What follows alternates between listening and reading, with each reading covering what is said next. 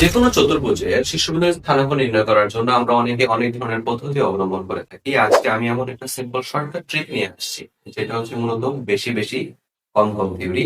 এটার মাধ্যমে আমরা যেই কোনো চতুর্ভুজের শীর্ষবিন্দুর স্থানাঙ্ক একদম সহজে নির্ণয় করতে পারি। এটার জন্য আমাকে না বুঝতে হবে এটা কোন ধরনের চতুর্ভুজ, রম্বস হোক, সামান্তরিক হোক, এনিথিং হোক। তোমার চাপ না, তুমি সিম্পলি স্থানাঙ্ক গুলা লেখো। জাস্ট একটু মাথায় রাখবে স্থানাঙ্ক গুলাকে ভুজ কোটির অর্ডার বাইনে লিখবো আর কি। যেমন আমার এখানে স্থানাঙ্ক গুলো আছে 2,5, অপর y, 6, c তো দেয় নাই, d দিয়ে দিছে, সেটা হচ্ছে 6,7। ওকে, বলো। চিন্তা করে দেখেন, এখানে আমরা যদি এই চতুর্ভুজটার দিকে খেয়াল করি, চতুর্ভুজের এবি বরাবর আমরা তো জানি রম্বসের সমান বিপরীত বাহুগুলো সমান এবং সমান্তরাল হয়।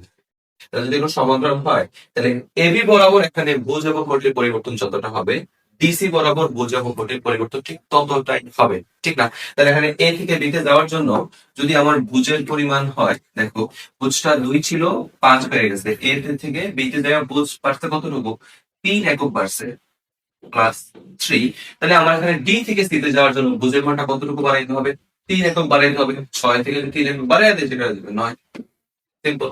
আবার দেখো কোটি বরাবর 5 থেকে 6 যাওয়ার জন্য কোটির মান বৃদ্ধি পাইছে 1 একক।